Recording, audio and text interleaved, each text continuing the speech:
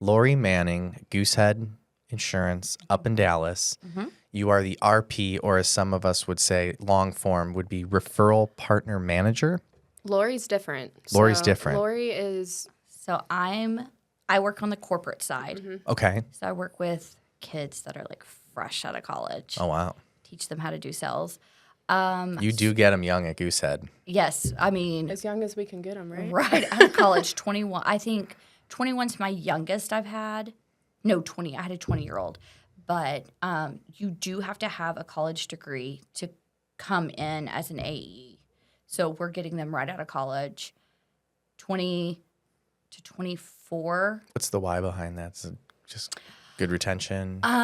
Cheap labor? Cheap labor, right? You're getting them out. You're teaching them sales techniques. So I tell them all, even if you're like, I don't want to stay here, this isn't the job for me. Is it that you don't like insurance? Sales translates into so many different jobs. So I'm like, let's pick up some really good habits. Let's learn sales. And then you can take that with you wherever you want to go while you figure out what you want to do. Because let's be clear, are you still doing the same thing you were doing at 22?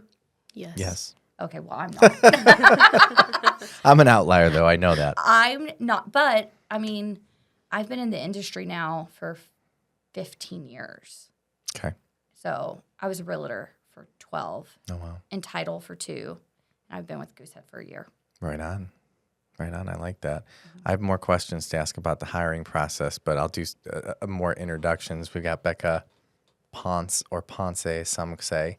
I don't know which one's right. It's either one. It's either one. Either one, whatever you want to. So she's the one that invited Lori on, and we'll talk insurance, and I want to talk a little bit more about recruiting and stuff like that because that stuff interests me. But quickly on Coffee Club. So Coffee Club, the area that I described that you don't know because you're from Dallas. So they basically have it at like a bar, and they do all this health and wellness stuff. It starts at 10 a.m. and it's cold brew coffee, all the coffee stuff. They bring in like portable saunas and portable cold plunges, and there's a DJ, and everyone's like fist pumping and partying at 10 a.m. No alcohol, and just caffeine. just coffee and wellness. And actually, I did. You ever had those kava drinks? Yeah. They're serving those there. Those are kind of weird. I don't know about them. They kind of remind me of the like mushroom drinks. Have you had the mushroom coffee? Yes. Yeah, I've had the mushroom coffee. Yeah. But the kava like makes your mouth numb and Yeah. does give you kind of like a little bit of a buzz, I guess. I don't know. Anyway, It's not for me. so one of the DJs that I know, to answer your question, Trevor Lovelace, he is like the resident DJ for the Coffee Club. And it's somewhere new every week. It does right? move around, but it's wild. Like the one that Because I saw Anthony cover okay, one of them. yeah, that was the one I was supposed to be at, I believe. And I mean, we're talking like 150 people. Yeah, I've seen like there's like lines to get in. Yeah. People like are down the that street. jazzed about getting high off of coffee. I mean, I don't think anybody's getting high type of thing. I think it's more along the lines of like this I went. movement of, you know, like being health conscious and like, you know, getting in a cold plunge and sauna-ing. And I don't I think know. it's like the total like Austin vibe, and a lot of people love like posting that. You know, it's like, oh, I went to that. It's you know? gram worthy. Yeah, I was about to say It's totally Instagram gram-worthy. story. It's gram worthy. Yeah. And I'm going to go out on a limb here, and I'm going to say that I feel like, you know, Chase and I talked about this on the podcast, and I'd like to, we can talk about it more because I think it's a controversial topic that does well as far as clips are concerned. Like, I don't know who's doing it, but someone is trying to like kill the alcohol industry for sure. Oh, yeah. And like, you know, like not drinking alcohol is at an all-time cool level right now, which is on the surface of things. I'm like, yeah, why not? Health is cool.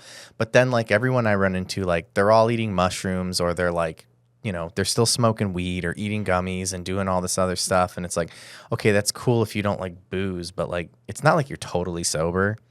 And then Right. it's like such a flex right now.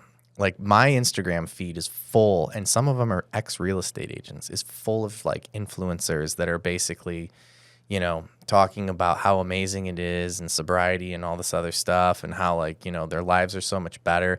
And then not the real estate agents I know are doing what I'm about to say, but a lot of it ends in like, comment like get my life back. And then it's almost like the new course. Right. It is. And everybody is really into gardening, which is what they call it which is smoking weed and Is that and his stuff. thing? Yes, Okay. they call it You didn't know gardening. that's- I did not. Oh my gosh. So you'll hear people say, I'm really into gardening. They're not actually planting flowers. Those motherfuckers. They're smoking actually flowers. talking about weed? They're getting high. And I think it does have a whole kind of movement behind it that alcohol is bad, which I really do appreciate. Like right now, Steve, my boyfriend, he can't drink because vitamins nuked his liver. That's a whole thing. Interesting. Isn't that crazy? So he is partaking in a lot of the non-alcoholic beers. And so the people who are carrying the non-alcoholic like IPAs and stuff, it makes it easier when we go out and I want to have a drink of wine. Okay, let's be clear. I'm going to have multiple glasses of wine. At least he can pretend to partake. Right. But I did try. So if you go into like Specs now, they have this whatever it is, THC infused seltzers. Oh, Yep. they're so good. I brought them, remember? Chase had a bunch of them Yeah. too. Okay, mine just made me, I had 1.5 and I had to take a 3-hour nap. That Oh, sounds really? about right. And I was like, I don't know how people do this. Well, they because- sell them in like bottles of liquor now too. Like Well- you can take shots of it. So we were at a Total Wine, and the lady told us, was like, man, y'all have a huge selection. And she's like, that's nothing. She was like, that whole aisle, because it was half the aisle on one side. She's like, both sides are about to be taken up with so much of that industry. And she's like, Snoop Dogg's coming out with Of course. a huge line, and it's going to be here. And she's like, it's just the new in thing because Mm-hmm. there's no hangover. So that's what I'm starting to wonder if, like, not to put my tinfoil hat on here, but is there like a possibility that, they're trying to put a damper on or even like snuff out a little bit of like the alcohol use with the intention of like bolstering a new, Addiction. let's not call it an addiction. That sounds terrible, but like just bolstering a new like way to get buzzed, because that's what it feels like to me. Right. It's not like you're going from like not drinking to like only drinking water. Correct. And so going back to the coffee club, what I think is another thing that is making it so like popular, and I've got nothing to go on with what I'm about to say. I just have a hunch because I saw like the videos and everything, and everyone's like really young. I think it's probably like a really like, I think it's a spot where like people are trying to hook up.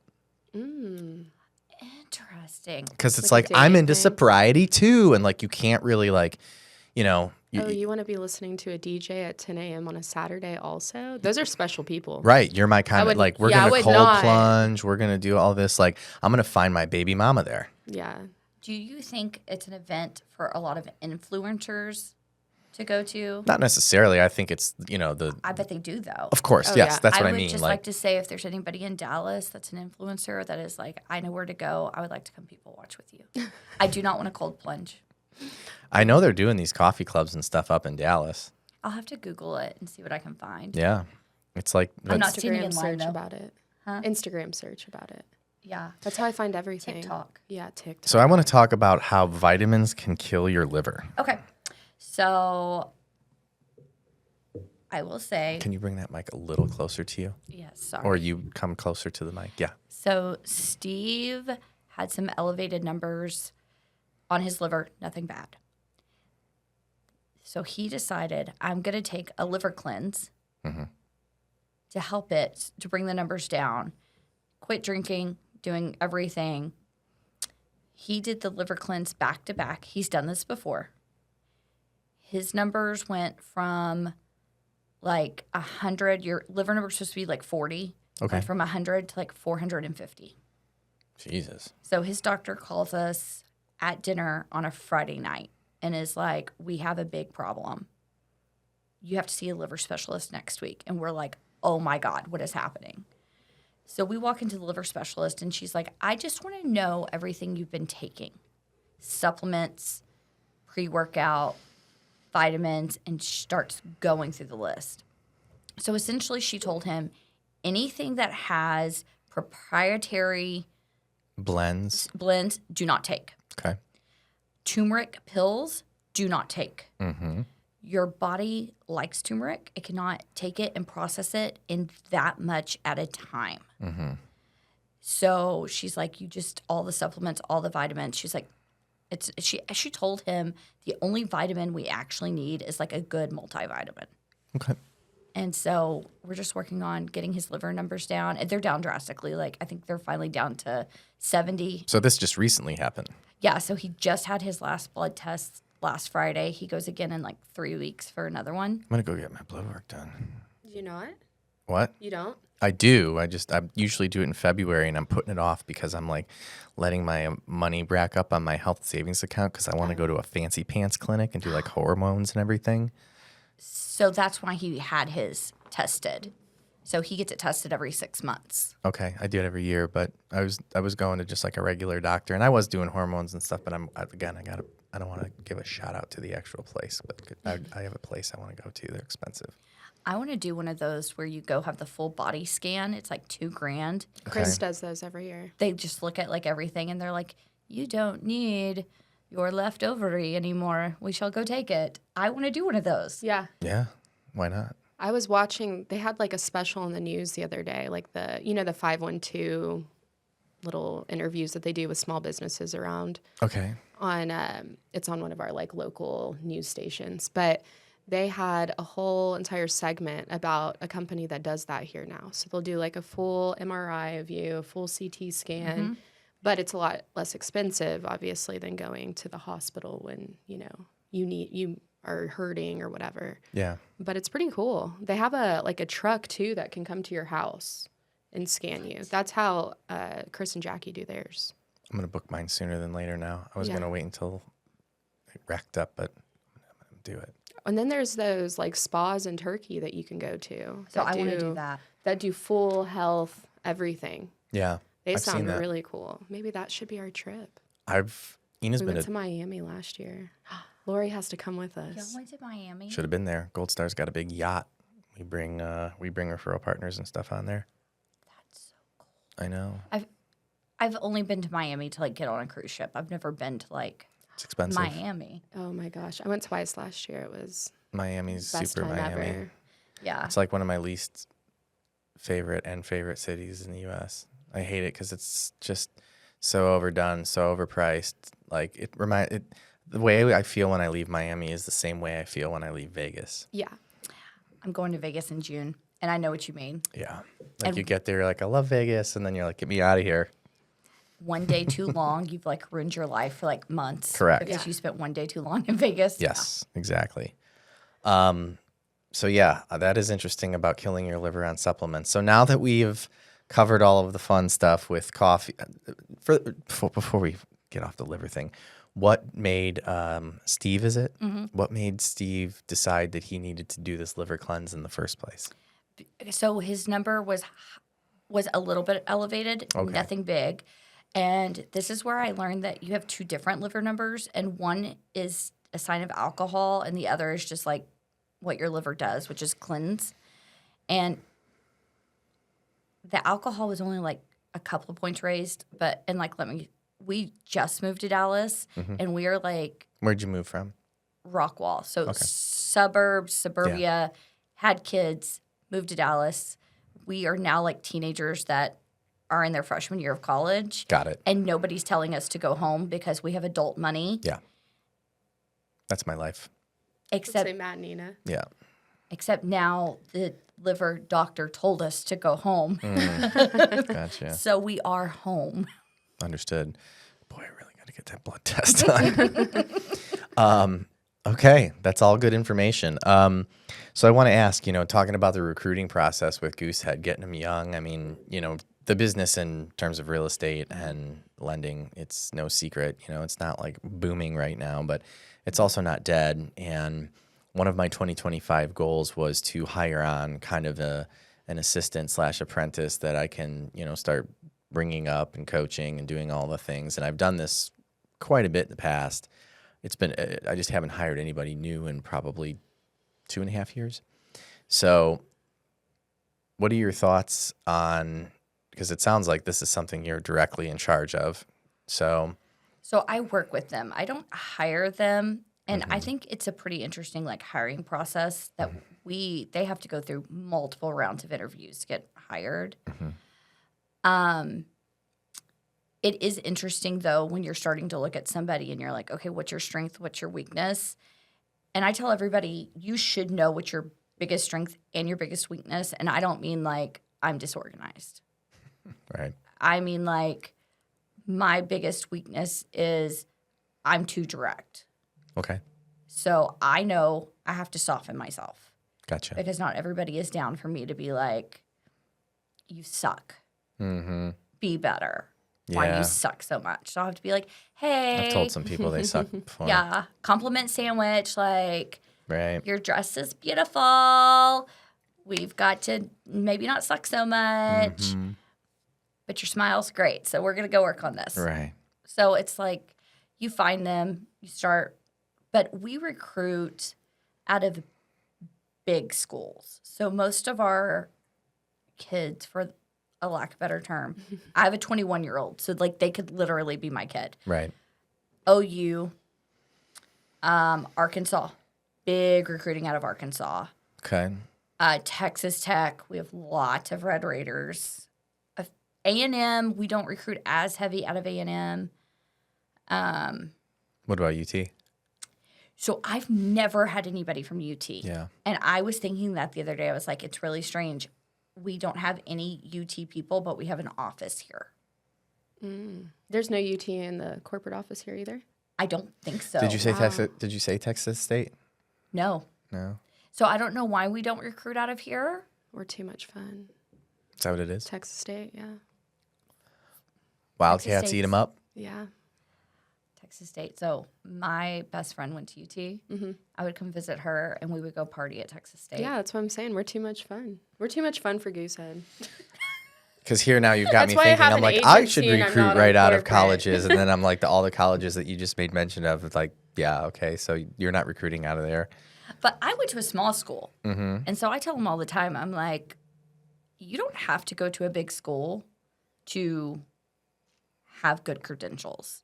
Right. I went to a small school. It was paid for. I got a business degree, and I got out and got to work. Unfortunately, I graduated in 2007. So a little bit of a recession happening. Yeah. And I mean, I've worked my way up. But yeah, I'm like, go to some of these smaller schools. They're cheap. Like, people are getting into a ton of debt to go to school. Yeah. So they're choosing to go to smaller schools. But right now, I kind of laugh. Everybody's the same. I'm like, what SEC school did you go to? What fraternity were you in? I ask the same questions every time. They're usually, they come from Greek life, which I totally get because those are usually your more extroverts. Yeah. Yeah, maybe the key to hiring in that space is the long interview process, because one of the things, I'd say out of everybody that we've tried to hire in the past, we have like a 50-50, like they might not even show up on their first day. You know what? I don't know if we've ever had any. I mean, I'm sure we have. Like each office will take in approximately, all of our corporate offices across the United States in June will take in approximately 15 new people. And we'll do 15 in June and probably another 15 in July. So it's our heavy season. Yeah. And of training and getting them ready to go. But because I was going to hire someone on last year at this time. We went through I did 3 separate interviews before we finally hired this person. We finally did all the background check and everything after the 3rd interview, and then he never showed up on the first day. that's absolutely insane. It's not. It happens. I'm not joking. It happens so often. And so back to your point in regards to like the interview process, because even when I was doing it, there were people that were like, why are you like being, grilling this guy so bad? And I'm like, well, I'll tell you why. And sure enough, it was like I manifested it or whatever. So yeah, it doesn't shock me to hear that you have this rigorous process, because there's a reason for it. But you've got me thinking, because yeah, this is something I definitely need to do. Not soon. I need to get a blood test soon. Yeah, But right. Blood test first. I brought in different ideas. Well, I think sales is also a very unique creature because it's not for the faint of heart. And so our interview process is really trying to weed that out and being like, you are knocking on 50 doors a week. You are making 100 phone calls a week. You have to get your referral partners, which in our industry, loan officers, realtors, yeah. title companies, like you have to go do that for you. We cannot do that for you because personalities are different. You never know who's going to click with who. And so it is trying to let them know up front, yeah, you have the potential to make really, really good money at a young age, but it's not easy. Right. And if anybody looks at you and says this was easy, they are lying. Yeah. No, that's good. I mean, because that's the one thing that I'm always trying to avoid was, being in this industry. When I first started, everyone you talk to is like, oh, yeah, it's easy. I think that's why there's so many real estate agents out there. I was a realtor forever, and people thought I just listed a house and walked away. And then, like, my friends were like, you work all the time. Yeah. And I burned myself out. 12 years is a long time to make it in the industry. Yeah, and for sure. I was tired of being on call Just over it. 24/7, right phone call at the right time that was like, would you be interested? And I'm like, you know what? It's a really good time to hang up my hat and just say I'm done. So how long have you been with Goosehead? A year. A year. You like it? Yeah. I mean, I love what I do. I love working with, like, the Gen Z. Are you Gen Z? Yes. Yeah. Yes. I'm a millennial. I think by 1 year. I'm a zillennial. So, yeah, I'm a millennial. I'm an older millennial. So I like working with Gen Z. No, wait. Zillennial's the almost Gen Z. That would be me. Yeah. Yeah. The cutoff I'm for almost Gen millennial X. is 96. I think I'm older than you. I'm 39. Yeah, I'm 41. Yeah. So, So when you said when you graduated, I'm like, oh, well, I'm older than you. yeah. So, I mean, I love them. It's just so funny because I think about, like, my generation and when we got out of, like, college and how we were, and we still are. Like, my friends will be like, oh, my God, my boss just asked to have a meeting. I'm going to get fired. And I could literally pull one of them into the room and be like, we need to have a meeting. And they'd be like, sup. They're never thinking about it. Yeah. Total opposite of me. I'm like, oh, wow. Like, this is, like, my boss recently was like, hey, do you have, like, we need to have, like, a 10-minute, like, I need to call you. And I just wrote back, are you firing me?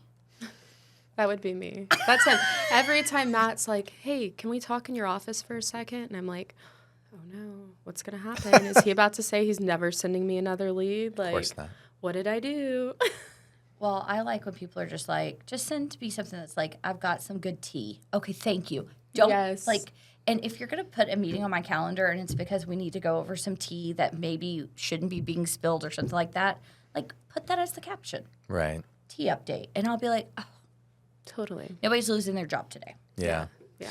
Yeah, it's been a while since we've had like a really poor job economy, that's for sure. I was, I've been in this business technically since 2005, so I saw everything between 05 and 08 when it was really, really good, and then, 8 until about, 12, it was really, really slow. Kind of like, I mean, I get vibes, not like 08, but it's, you get kind of those vibes right now, and it'll be interesting to see, economically, because I read all the reports and everything, and right now the Fed's biggest concern is the uptick that is continuing in unemployment. We just had a readout today.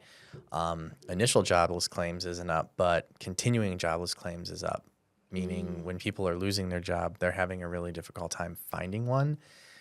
So people aren't getting laid off, but if you do get laid off, it's turning out to be very difficult to find another job. So when I got into real estate, I was betting on myself. Yeah. I did really well, unfortunately, for the people that it was affecting in the down market.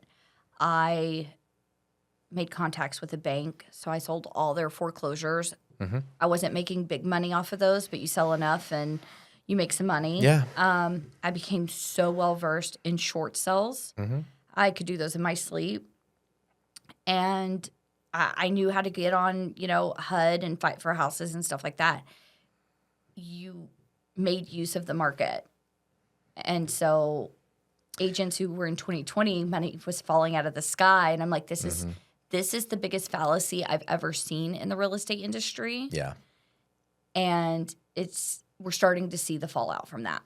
Well, and I think to your point in the beginning of this, when we talk about being out of a job or worried about getting fired, one of the nice things about being in sales is so I've been 100% commission my entire life.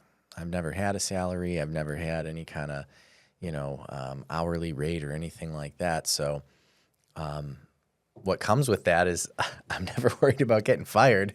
Yeah. No one's going to fire me. So because my paycheck is basically written by myself. And I think that is one thing that is kind of nice and empowering about, as you said, sales translates in a lot of different industries and it can get you a lot of places. And I think that's one of the big flexes that I've always really liked about it because I have never been pulled into a meeting and I'm like, oh, I'm getting fired. I've never had that feeling in my life. I really haven't.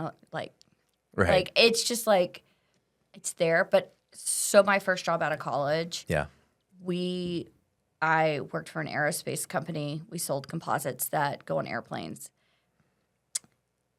Every other Friday, you knew people were getting laid off. Yeah. And if you've never lived through that, where people were just being walked out continuously every other Friday, our desks were cleared out. We just prayed it was not us that week. And you were looking. I don't know anybody I worked with at that time that was not actively looking for another job. And we couldn't find one. Right. Because the industry, the whole market was just down, the job market.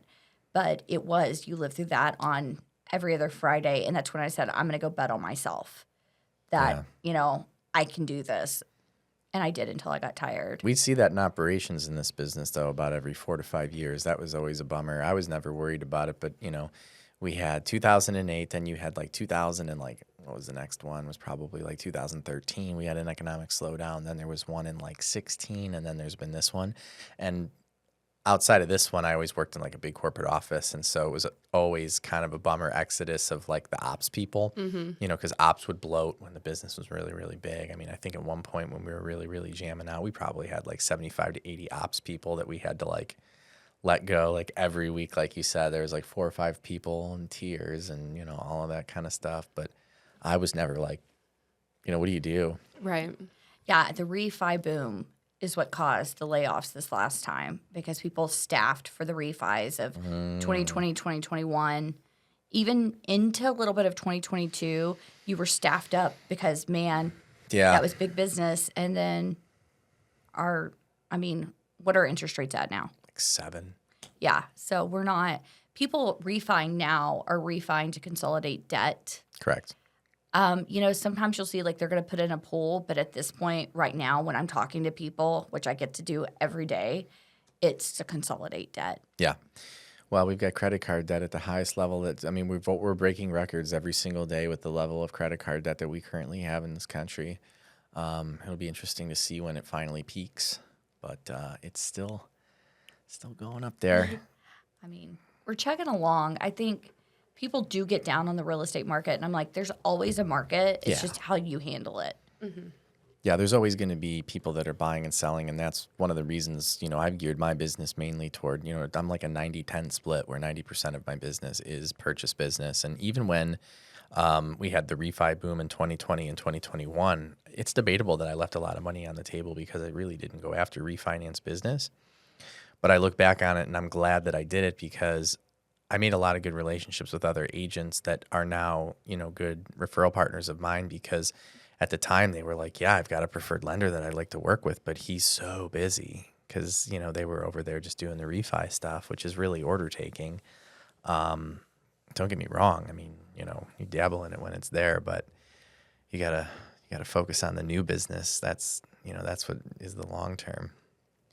Well, yeah, and people buy a house every 3 to 5 years. It's a little less transient now, But yeah. because people are stuck in their 2%, 3% houses. Even, I mean, I Or follow this upside stuff all the down. time. I mean, Yeah. That's happening a lot right now. the work from home stuff and everything like that has made people less transient. But Well, and birth rates have gone down. So people don't need to That's upgrade their true. houses like traditionally. it's more like 5 to 7 years. Yeah. Yeah, because But yeah, you're right. And school districts used to be just the biggest indicator of what was happening and the turnover in families. And I mean, lots of people are homeschooling now. Right. Homeschooling. If you or can just do it, not I'm having. so happy for you. My son would have looked at me and been like, no. Yeah, no. Couldn't have done I that wouldn't with have my wanted. parents. Yeah, no, me neither. But again, I mean, it's different generations. It was funny. I was last weekend. My wife is Russian, and we have all these Russian friends, Okay. and I'm like the only American. So last weekend, what they wanted to do was they rented. Steve and Lori would have loved this. They rented a portable sauna that like is pulled in on a trailer, Okay. and it's like half the size of this room, and it's like an enclosed trailer that like guys use for landscaping and stuff. It's a 20-foot long trailer, like 7.5 feet tall, and then they built a sauna inside of it with a wood burning stove, and then like all the wood and everything. So it gets brought to. We were over at Emma Long, I think it is Emma Long Park, where it's right on the river. You're not from here, Yeah. and so just kind of. You're eating, doing all the Russian stuff and drinking and going into the sauna and, cold plunging basically and getting hammered while you're doing it. And one of the whole reason I'm telling this story is because one of the girls brought her son and he was like 13 or 14. And everyone's like, how old's her son? And I'm like, I'm pretty sure he's like 13 or 14. And they're like, oh, okay. Because everyone's wondering if like they aren't going to like curse around them or like, drink or whatever. And I was like, yeah, but I was like, that 13, 14 is like a different 13 or 14 nowadays. I was like, if I was 14 years old and this was a Saturday, like I wouldn't have been here because I would have told my mom I was sleeping at my buddy's house and I would have been like waking up right about now, passed out in a field from being like hammered the night before. I was like, that 14 when I was growing up is not the 14 of today. No. I think it's weird. So my son is super extroverted. Like he makes me look like the biggest introvert because like he's gonna walk in and he graduated with 700 people and at prom he was voted life of the party. Nice. Love that. And I feel like that describes him so well. Yeah, I get that. But so he did. What's his name? Daniel. Shout out to Daniel. Yeah, Yeah. life of the party. Life I of the love party. it. We should have him on the podcast. I know, right? Oh, Bring him down next time. He's in Colorado with his girlfriend. Right, like he was We flying. could go visit them then. Well, Colorado. They just went up to visit. They're going on vacation or something. But he is kind of the opposite of what people are doing right now. Like he tested all of the limits. He was going out and drinking, thinking we didn't know what he was doing. I'm like, I wrote the book on this. Like I'm not a dum-dum. He didn't realize it. He was like confessing stuff to me the other day. And he was like, you didn't know it, but we would hide Michelob Ultras in the room and you thought we were opening like Dr. Peppers. I'm like, first off, dumbass. We didn't have any Dr. Peppers in the house. Right. Second, a beer can sounds different than a Coke can. That's true. But I would go take the keys. I would know that I had their keys in my room. Right. So they couldn't get them. And I'm like, this just isn't a battle I'm going to fight. And at least it's just beer. Yeah. Yeah. Well, I'm like, it's just Boys not the being battle. boys. It's not like they're booting black tar heroin or anything. Yeah. Oh my God. Like, no, this dumbass got so high while he was in college, he called the ambulance for himself. So I don't Oh, think wow. Oh he's- my God. Life of the Life party. of the party for that sure. phone call was a, what the fuck, in the middle of the night. And I just said, on weed? Because, right? Like, what? And Yeah. they were like, yeah. Oh no. Well, the weed nowadays is different. So that's what the doctor told me because Yeah. I called. I was like, I'm not coming down if I need to talk to the doctor. And he's like, look, Mom, this is my third one tonight. Oh, wow. He was like, their weed is just not our weed. Mm-hmm. And he was like, he's going to be fine. Yeah. He's going to be fine. And he was like, I put it in his medical chart that he's had an anxiety attack. I was like, because he was a baseball player. So I was like, thank you. And I was like, dumbass. Yep. dumb ass. Called the ambulance on himself. I love that. That's so funny. And you know what? Lesson learned. He does not partake anymore. Yeah. What does he do now? That's good. Yeah, like work or is he still in school? No, so his dad owns new construction plumbing companies up in Oklahoma. Okay. So he is working for him Gotcha. and just kind of living his best life. Yeah. I That's mean, my at brother 21, right that's now. what you He's should be 21. doing, yeah. He's doing electrician work and living his little best life. I you mean, know? he lives in the pool house on his family's compound. Yeah. Everybody should want to be him. Yeah. That's how I feel about my little brother. I know. I'm like, wow, I wish I could be a 21-year-old male. I guess it's awesome. It must be great. I did ask. I said, "Do you have anxiety about anything?" And he was like, "Why? I love that. Why? Like, why would I do that?" I'm like, "Cool.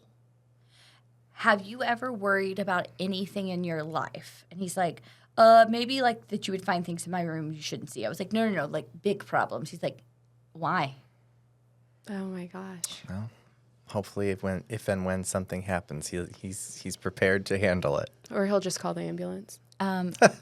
He thought he got his truck stolen when he went to visit the University of Arkansas with some friends. He calls me, and he was playing baseball. They had to be back on campus by like 11 a.m. for practice. So he calls me in this panic at 7 a.m., and he says, "My truck's been stolen." And I said, "Stolen or towed?" And he goes, "No, stolen." And I said, "How do you know it wasn't towed?" And he goes, "Well, how would you know if it's towed?" I said, you're in a college town. Right. These places make money off of towing. And so I'm like, "You need to look." He's like, "No, I'm calling the police. My truck has been stolen."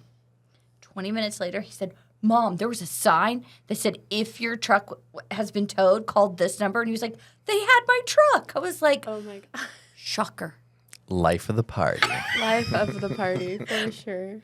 I did ask him how long it took him to realize like his truck was gone. And he was like, longer than I want to discuss. Yeah. Like the dude, "Where's my car?" Full moment. Where's your car, dude? Of 4 like baseball players all looking at each other going, "Dude." I'm like, oh my God. Just a few brain cells working right there in that. Out of all 4 of them, that nobody said, "Hey, what do you think if it was towed?" Yeah.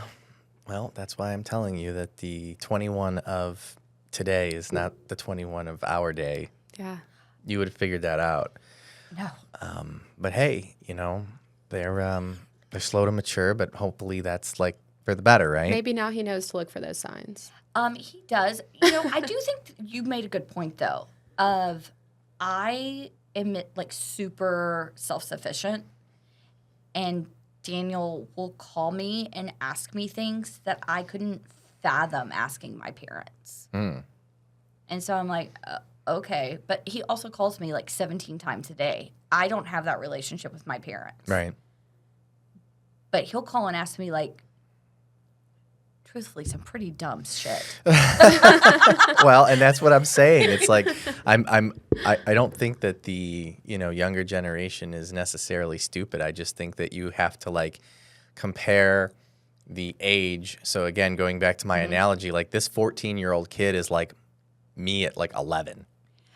Right. They're just a little behind. But I mean, think about that. That's what, 3 years? They're 3 That's a years lot behind. at that age. But COVID put them out for about 3 years. That's a good point. Yeah, I think know? also because we can track their locations, strangely, is really weird because Yeah. they Oh, can't. I would like, have been in so much trouble. yeah, my parents Oh my didn't. God. I would call and say, "I'm spending the night at whoever's house." Right. Sarah. And I'd be in like the worst part of Austin partying. South Austin, East Austin. East Austin. Yeah, Nice. before it was any bit gentrified. Gotcha. Yeah. The Montopolis area. I'd be like, "Yeah, Mom, I'm just staying at so-and-so's house in Travis Country over here." But like really, I'm on like East 2nd Street nice. going crazy. Yeah. Okay, but so we did not have cell phones in high school. We were not of that age yet. I think I got one my senior year in high school. We would spend the night at a friend's house, take the cordless phone, leave it outside of the window because our parents had caller ID.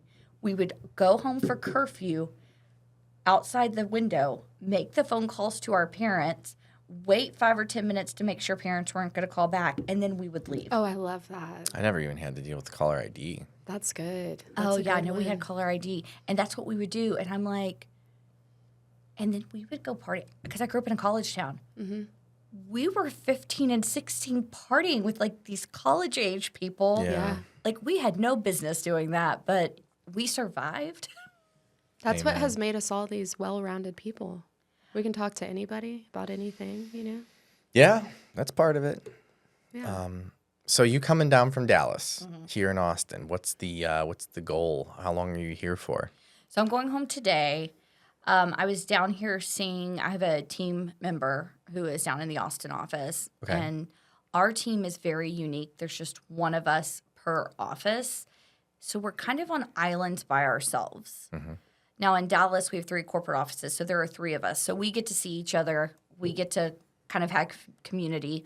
Austin, she's down here by herself. So we're trying to really reach out and start connecting and coming down and seeing.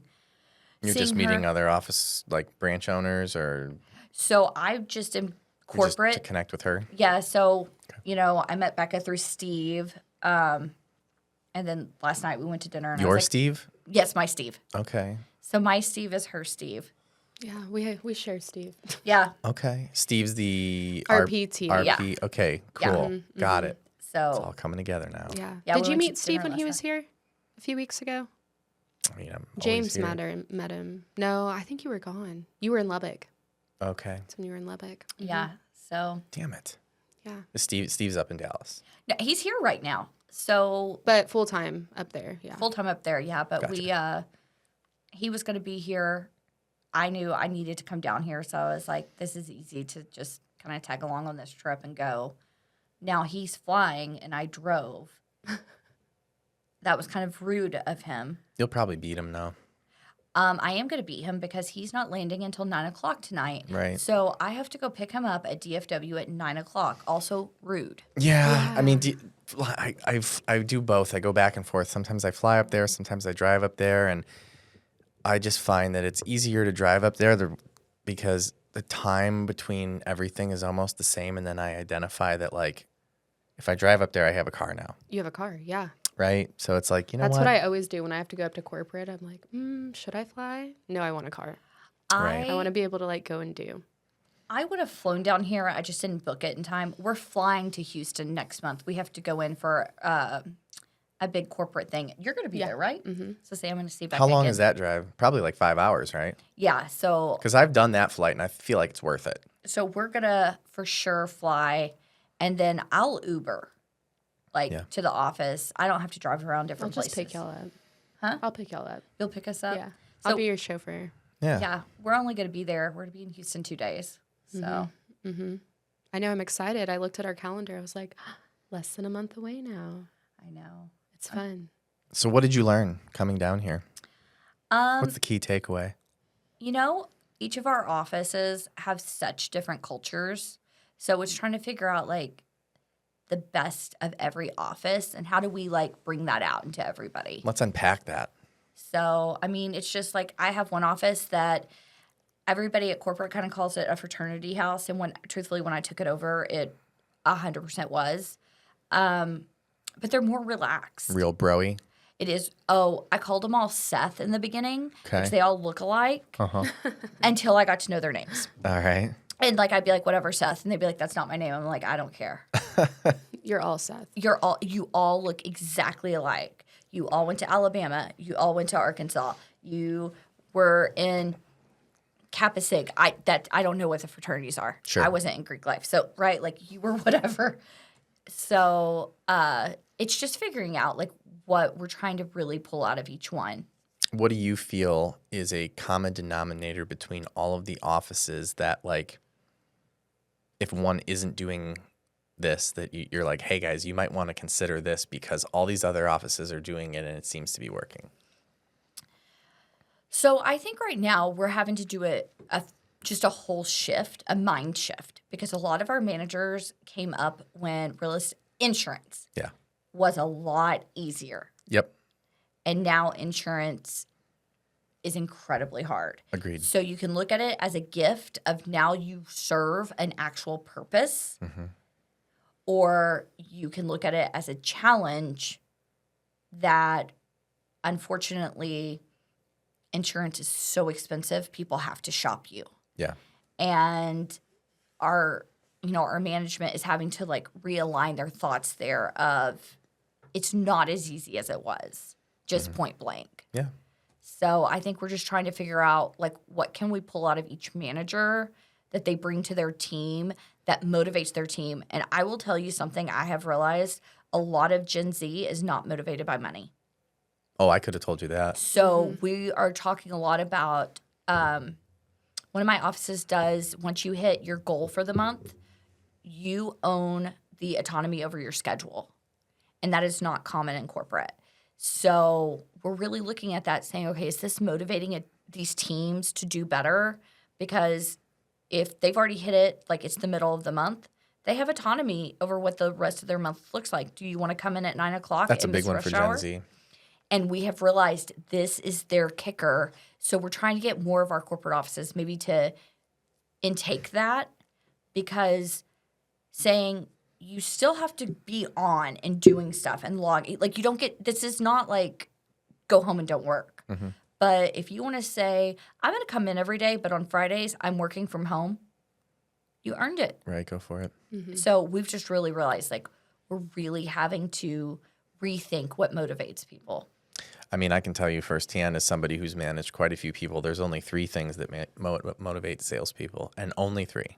Either A, they're doing it for the money. B, they're doing it for the, time is what I call it, or like the autonomy. Or C is just the whole like pat on the back. There's a lot of salespeople that just like to win, right? Like it's not even about the money. It's about winning. It's about being number one. And I would say the younger generation, over half of them are geared more towards the, hey, there is some sort of flex in that generation with the idea of I barely work and I make money. Like, yes, it's really interesting to me, because at the end of the day, in the grand scheme of things, that's kind of what everybody wants. I mean, I think you can attest to this. I don't know if you remember, but when we were younger, the whole idea was the big flex was all about owning your own business. Yes. Right. And that was more geared towards the money and the like pride.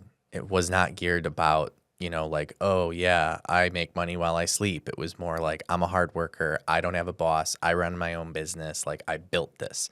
That was my generation. And then, a little bit after that became the whole idea of everybody was like a stock trader in the market or something along those lines, right? It was like, I'm an investor. I'm and that was the next thing. And now it's really all about like Bitcoin bros or like build a course or whatever.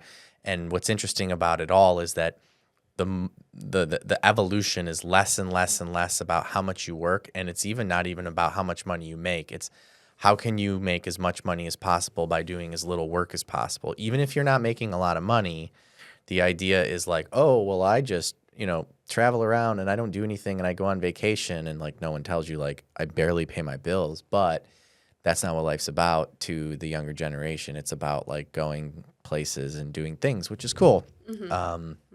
So yes, I learned, I identified that about 10 years ago. I worked in a corporate environment and had, lots of different salespeople underneath me. And the younger they got, the more I geared it towards what you're talking about right now. Yeah, it's just they want freedom. But it flips when they get older. That's what's interesting. So like you bring them on and then you give them the autonomy and then they do all the shit and then they get this lifestyle and then they're like, oh, fuck, I got to pay for this. And then they're kind of like, okay, I want more money. And it's like, well, we can give you more money, but, this whole like 30-hour work week thing's probably not going to be a way to get it done. I saw a thing the other day that's like different managers, like if you have a boomer manager, they want to see you work as many hours as possible. Right. And then, then it said a millennial manager wants you to have as much face time with them as possible. And I'm like, I don't need FaceTime. I just need you to do your job. Right. If that's from home or whatever, I hired you because I thought you were good. I'm going to train you. But we say this a lot. I need you to advocate for yourself. If something isn't working, or you feel like we're leaving you behind somewhere and it's not right in my face, I do need you to come to me and say, hey, I'm struggling here. And that's not a bad thing. And I also have found that that is something that we're having a hard time with, is getting them to speak up and say, I don't understand XYZ. I don't know how to do this. And then when we're catching it, it's because there's mistakes made. And I'll be like, did you not understand? And I always like to phrase it, Is it possible they just don't care? Yes. But I always phrase it, how did we fail you? So that we can make it better. And then sometimes from their answer, I can be like, oh, yeah, you just didn't care. Right. I can't make you care.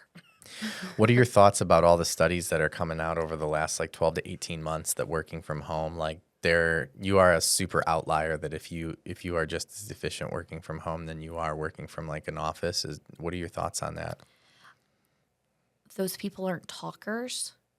I am so efficient from home because I don't have people to yap with. Right. I'm a yapper. I will yap with you about anything. So when I'm in the corporate office, I have to put my AirPods in and I am blaring an audiobook or music or something so that I cannot hear anybody around me, because I will be like, you want to talk about vacation? Let's talk about vacation. Do you want to talk about this? So I think that's the thing, is it's your people who have self-control who need to be back in the office. Got it. That maybe they're like, I'm going to do other things, or I'm going to procrastinate, but I'm more efficient at home because I can't talk to people. What about the term, I believe it's called buffering, where people who work from home that can get sidetracked by doing other things that are non-related to their job, whether it be like switching out the laundry. It's like, oh, I'm going to really quickly switch out the laundry. Oh, I can fold these towels. I'll just quickly grab the mail. Oh, the dishwasher needs to be emptied. All of those activities are called buffering activities. As long as you get your job done, I don't care what you do. Right. And I don't even care if you do it 8 to 5. Yeah. You have a deadline you need to meet. I think it's interesting. I read a study one time about, like, everybody has a natural time that they thrive in. And so, like, you have these people who are night owls. They're actually naturally thriving during those hours. So if you're getting your job done, as long as you're hitting deadlines and it's working, work what works for you. Yeah. I don't have a job I can do that. I have a job that I have to be present 8 to 5 or later to respond to people because they're in the office working. But I'm just really one that believes, like, if you're doing your job and you do it well, let's do it on your terms. What about the chick that got caught with Indeed on going online and talking about ways that she was able to do what Indeed had structured her job as, like a 40-hour work week? She was able to get it done in a 20-hour work week, and then she was getting paid for a 40-hour work week and working for another company doing something similar. Did they fire her? Yeah. And there's a lawsuit about it. And Don't put your shit on the internet. Well, here I think, but hear me out. I think this is the argument, and I'm not advocating one way or another. I really don't have any dog in the fight, but I think about it this way from a business owner standpoint, right? Let's just say I've got 10 employees that are doing the same job, right? And I'm paying them all $50,000 a year. Okay, so it's $500,000 a year that I'm paying for 10 people to do this job that I believe takes 10 people, right? It would be way more advantageous for me to take the people who are really, really good at their job, fire 2 of them, and then give raises to the 2 that are really, really good. Not really reduce the budget, keep the budget the same, but employ 2 really good employees that now are almost overpaid for what they do. I don't have to worry about losing them. I don't have to worry about them like holding me hostage in regards to the finances or anything like that. But I don't necessarily know if they're capable of handling the additional workload because, and this, sometimes as management, I think they need to look inward. I don't know if they're capable of handling the workload because we don't want to just like put additional like goals on top of somebody for no compensation. Right. Right. So, you do have certain operational employees that might just get their job done in 20 hours and then not say anything because they don't want the added workload for the same amount of money. And so I think this is the argument to like working from home is that you probably have people that are taking advantage of the system who are not doing what they're supposed to be doing. Then you've got people who are struggling to meet deadlines. And then you probably have other people who are meeting their deadlines way early on and are trying not to tell anyone about it because they're fearful of additional workload. And it's really difficult without having people come in and being able to like judge people's performance based on what they're doing and really allocate that workload correctly. And the compensation should be allocated in addition to it. But the whole work from home thing, and again, going back to this girl, like, yeah, I hear what you're saying. Don't put your shit on the internet. But like, wouldn't it have been just better for everybody if somehow Indeed would have identified that she was able to accomplish her job in 20 hours and said like, well, hey, why don't we just go ahead and, give you 25% extra work for a 50% pay increase? Like, you're going to make more money than working for Indeed and like whoever the hell it was. Let's just say it was like monster.com or whatever. Why work for these two places and like lie about the, work that you're doing here? Why not just say, hey, I can handle more, but I want more compensation? Because companies don't do it. And is that, well, I guess there's the answer. I mean, if companies did it, I think one of the things we've been talking about. But maybe not. Let me stop you. Like, companies don't do that, or that's just like the mentality that most employees are fearful of. I think it's probably both. Because how many times have you gone and said, I need a raise? And then, especially big corporations, you'll hear people come back and say, like, I didn't really get a raise. Or year over year, I'm getting 2 to 3%, which is at this point not even the cost of living. Correct. It's not covering the cost of inflation. I hear what you're saying. So, I think the thing is that's a conversation to also have with employees when I'm sitting here and I'm like, this is part of my job. Becca, how much do you want to produce? Right. And if she says, I'm good at being a 15K producer, then in my head, I know exactly where to coach her. Mm-hmm. And if that's all she's aiming for, I'm going to check in occasionally, but I'm not pushing her to do more. So I met with an agent and I was like, hey, corporate is really wanting to know where you want to go. You're a 15K producer every month easily. She's been with us like 6 years. Mm-hmm. She has not tried for management. She has not. And I was like, there's this push that everybody should want to move up. And she was like, I like where I'm at. And I said, okay. I said, can you tell me about that? She was like, yeah, I like where I'm at. I have complete autonomy over my schedule, which you do get when you hit about the 15K mark. Right. She's like, I have my clients. If I want to go on vacation for 2 weeks, I have that autonomy that I can go do that now. I don't manage people. I don't want to manage people. And I don't want to open a franchise because I don't want to do the books. Right. She's like, I don't want to do all of that. And I was like, I don't have a problem with that. Right. And I was like, I think sometimes we get so caught up in like everybody wants to move up that instead of saying, okay, she's good here, but I have this one person who really, really wants to move up, wants to take on more responsibility. Let's give her a raise. Let's give her more responsibility. And then let's move her up through the channels because that's what she's striving for. Companies just don't do that. What if you went to the woman who said that she was happy with what she was doing in terms of production and were to rephrase it in the terms of saying, yes, I understand you're good with the production that you currently have, but is there a portion of your clientele that you would consider getting rid of if you could replace it with better production? I think she's so happy where she is. She loves all of her clients? She just is like, we're rocking and rolling. We're going. She's like, I love where I am. I have to say, I don't have that piece in me. So, like, there's something I'm jealous of there to be able to say, I'm content with this. Yeah. Like, we talked about your brother. Mm-hmm. Your brother's just living his best life. Right. He's content with that. Yeah. Now, he's 21. Right. But even at 21, I wasn't content. So, I'm like, there is a jealousy to that of being like, I strive for that, of being like, I am so happy exactly where I am right now. I don't need anything to change. I don't think we are in a generation that we were ever given that.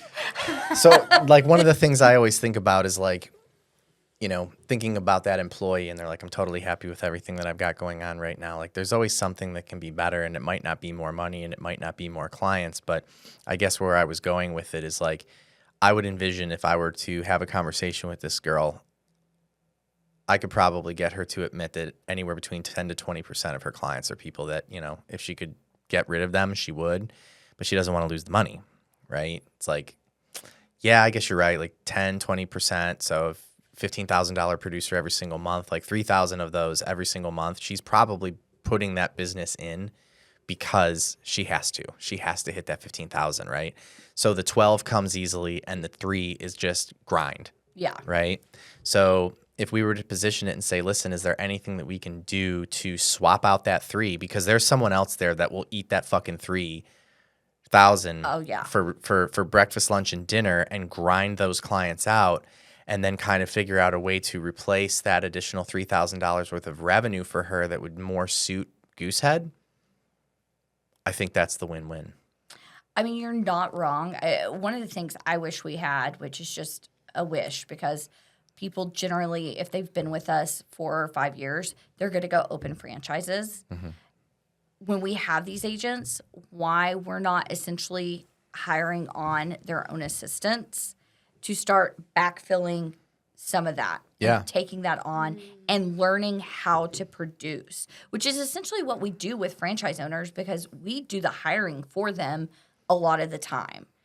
But it's kind of like the same thing in corporate. Why can't, you hand off to me what you don't want so you can go fish in bigger ponds? And I mean, in real estate, you do it. So one of my starts is I had a group. They were like, we don't want to do any leases. Would you want to take our leases? I was like, hell yeah. Right. I'll do every lease you have. I grinded all of those out. A year later, they became buyers because I had kept in touch. And that's really kind of what helped start my career, is I was willing to grind. Like, I didn't care it was a lease and I was only making $500. I would do that all day so that I had money coming in the door.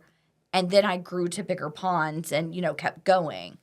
But Well, and you make a good point, because now you've got me thinking, if this $15,000 monthly producer were to legitimately say, no, 100% of my business, I love every single client and I'm happy with it, then I 100% know that she's leaving money on the table, because there are clients that she's letting go or just saying, I'm good. And if there was anyone else that was in her sphere or even earshot of hearing her just kind of like give up on, per se, like a lease or something along those lines, there probably is another $2,000 to $3,000 a month that she's just kind of saying, I don't need that because I'm content. Mm-hmm. So it's one or the other. She's either grinding out at 10 to 20% of her production just to hit that 15 and have the autonomy, or she's leaving money on the table. There is no in between. There is no like perfect, like, I just happen to hit this and it's like, yeah, I have my 30 leads every month and this is what happens. Right. Yeah, I mean, especially since we go out and poach our own leads. You know what I mean? It's not like they just are sent. Don't you wish? Wouldn't that be awesome? Don't you wish? So yeah, I mean, if she legitimately is there, it's like, then what we're going to do is we want to set you up with an assistant that ultimately is just going to like help you handle anything that like maybe you don't want to deal with, treat it as like almost a promotion, because she's definitely leaving meat on the bones, or she's grinding out that extra 2,000 to 3,000 a month. Mm-hmm. Well, and she's been with us long enough that she could almost have a retention specialist. Oh, really? Well, think about it, because that's about the time you're really starting to grind through, needing to redo and relook at people's stuff. But we don't have the setup for that in corporate.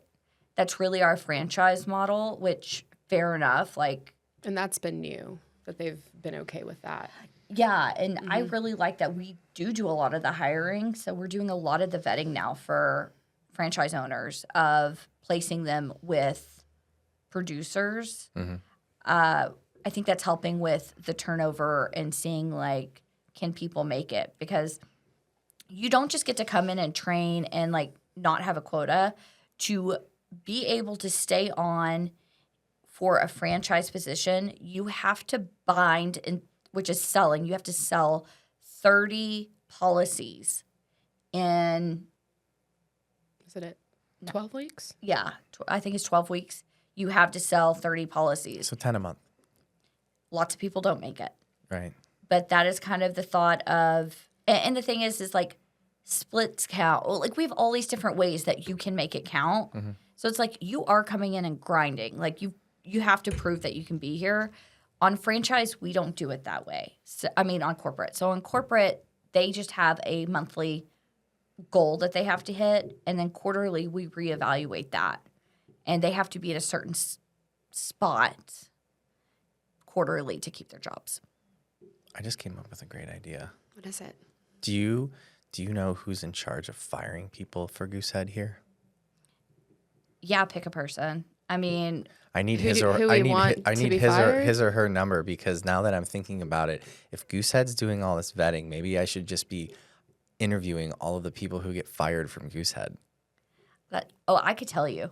Well, you can tell me off the podcast. Yeah, I You're can like, tell this you. is Do you this think week's he or list. she would like meet with me? So the thing is every manager is kind of responsible for firing their own people. Okay.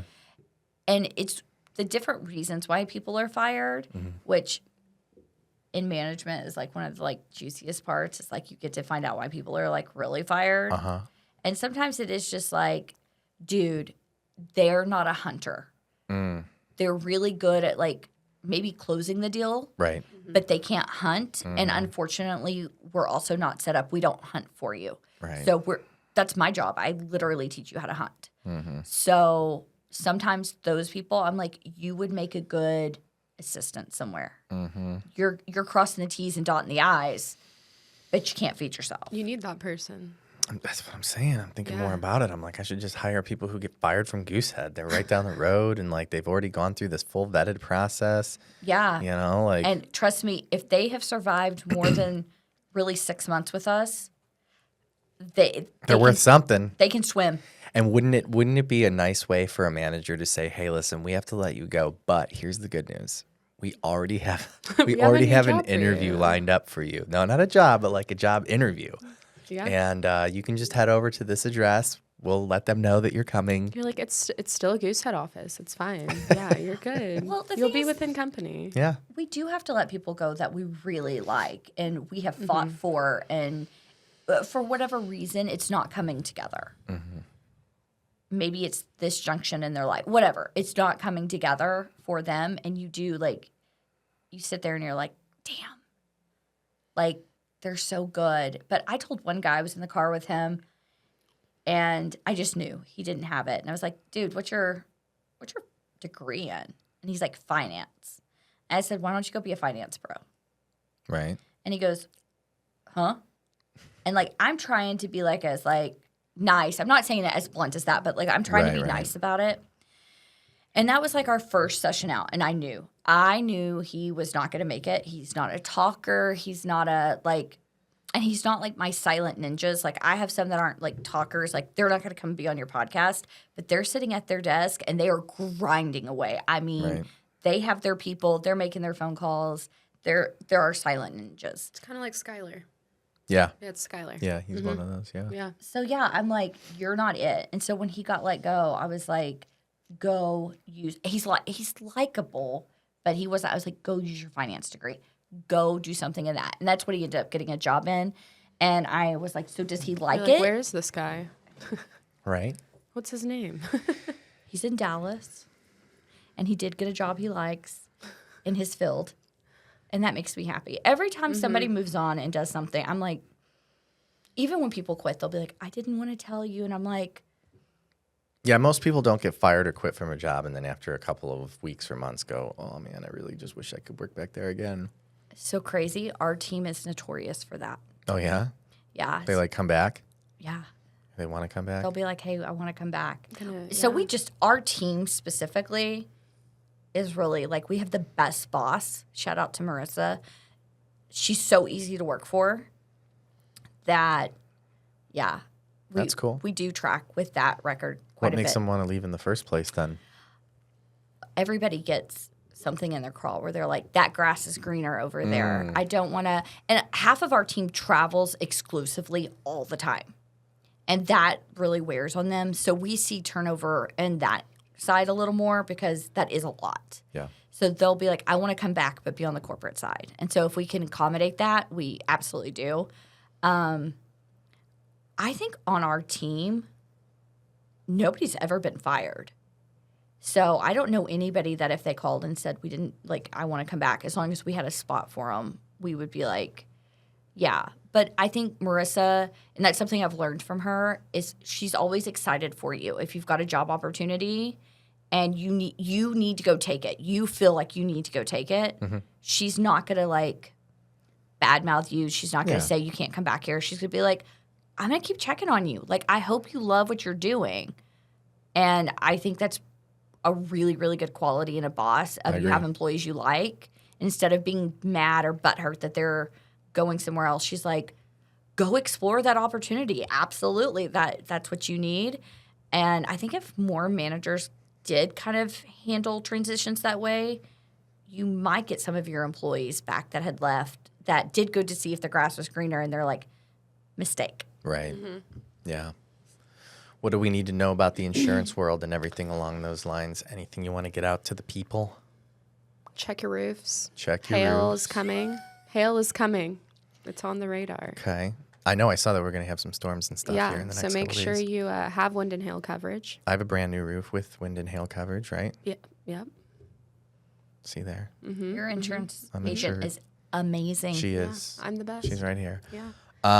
Anything that we need to know in regards to insurance, like broad stroke, any predictions, anything that people need to know? I think it's opening up. Rates are getting a little bit better. Renewals are getting a little bit better. They're less scary.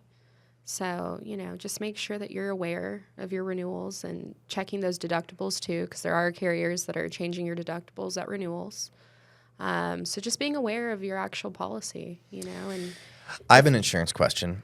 So I know there's not going to be a quick yes or no answer to this, but as a loan originator, I have a lot of pull in, having people get quotes and everything along those lines.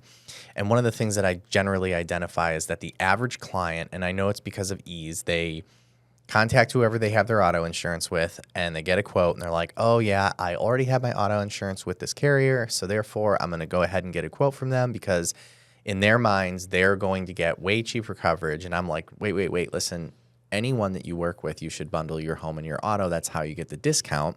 That's like, duh. Like, no, don't get home insurance with one company and auto with the other.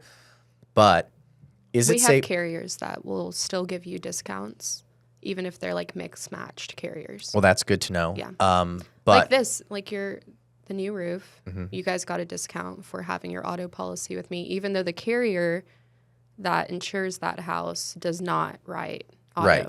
But you did get a discount on it. But I'm just kind of putting you in the mindset of what a buyer thinks. They think like, oh my God, I'm going to have to cancel my policy with my current insurance company. And like, I've been with them forever and I have auto pay set up and it's just so darn convenient. And if I go with this, and I have two insurance companies and that's just too much for me to handle. And is it safe to say that typically, because insurers, once you are with them for a little while, like, they're not going out of their way to like call you and drop your premiums, you're going to have to call them to do so. Isn't it kind of safe to say that if you're like moving forward and buying a home, bundling with a new insurance company, that you're probably going to end up getting a better rate than if you were to just like stay with the current company you have your auto with? More than likely, yes. Another because they're like, they want your business. Yeah. Another reason too is, you're 9 times out of 10, you're changing zip codes. So Good you're going point. to have, Didn't think you're going to about have a that. completely different rating wherever you're moving. Secondly, a lot of our clients that we work with are going from renting to owning. So you get a bigger discount on your policy when you go from renting your house to owning it, even though it's your auto policy. So, I always recommend, I'm like, yeah, that's fine. If you would like to stay with them, you can, but make sure you go and update them. And if you'd like to, at that point, you already have them on the phone, ask them for their deck page. Let's just shop it, see what happens. So I do these one-time videos where I record these videos out to my clients once they get under contract. And I'm going to put this in my video, just exactly what we just talked about, because it's so frustrating to me the amount of times that I have to deal with a client that refuses to get other quotes because they think the path of least resistance is to go with whoever their auto carrier is. And then they don't even have a rep. And so then it's like, send over the policy. They send over the policy. We go to change a mortgagee clause, and the company, they're like, no, the buyer has to do it. So I call the buyer back, and I'm like, you have to put our mortgagee clause on the policy because like the reason you're saving all this money is because you're the agent now. Like, you're basically the agent now. So go ahead and make all these changes. And then I'm like, nope, you spelled that wrong. And they're like, don't have this a is binder so team. frustrating. It's like, yeah, I just want to be like, you suck. It's a good thing you don't do insurance because you suck at your job. Right. Literally. A little bluntness there. Right. Yeah. And so, yeah, I want to have more ammunition to say, like, look, please, I know you think you're smarter than everybody else, but like, this is not the way to do things. Yeah. And I like the zip code change thing because that's huge because they're going to rewrite your policy anyway. You're moving. Right. You're moving. I'm going to use that.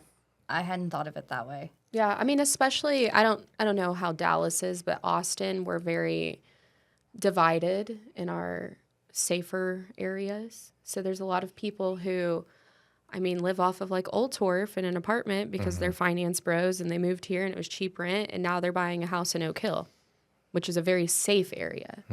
So, I mean, it could go opposite. You know, they could be living in Oak Hill and now are moving to a scarier area, Yeah. you know, and that's going to increase their rates, obviously. But, you know, like I have the cottons that we're working on right now, you know, there's certain carriers that you can make it really easy for them. Yeah. So they have Allstate right now for their auto. And I'm like, hey, just send me your policy number. I can pull up everything if you just send me your policy number.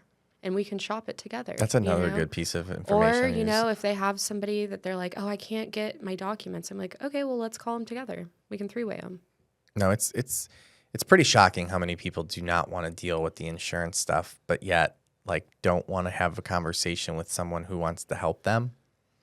Like, Or "Oh, they I don't just-" want any involvement until they're in an accident or their house is burning down. And then they believe in insurance. We know those people for sure. Then they believe in insurance. Yeah. You know?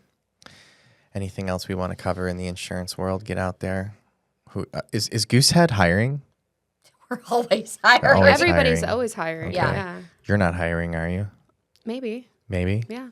I have an extra desk, an extra setup. I Let's put that out just there. lost an agent. Maybe I'll come work for you. No. Yeah, you should. I can't you sell like you our insurance. You like our setup? It's great. I do love your setup. Yeah, it's fun. It's a Becca, good you do have office. space in your office. Why don't you get yourself a little apprentice and, you know, Yeah, coach him up in the insurance world? I've been thinking about it. I listen. I'm after this podcast, I'm gonna know the guy who fires the people at Goosehead. Are you able to hire them? No. No, not for 6 months. Not for 6 months. Okay. Or I can, but I have to buy them. Yes. Do I have to buy them? Because we trade people, apparently. I see. So, yeah. I thought they abolished that. Now we do it corporate wide. Got it. Yeah. Got it. We made it in these legal standards. I see. Well, yeah, I appreciate you coming on. Thank you. I mean, this is a treat all the way from Dallas.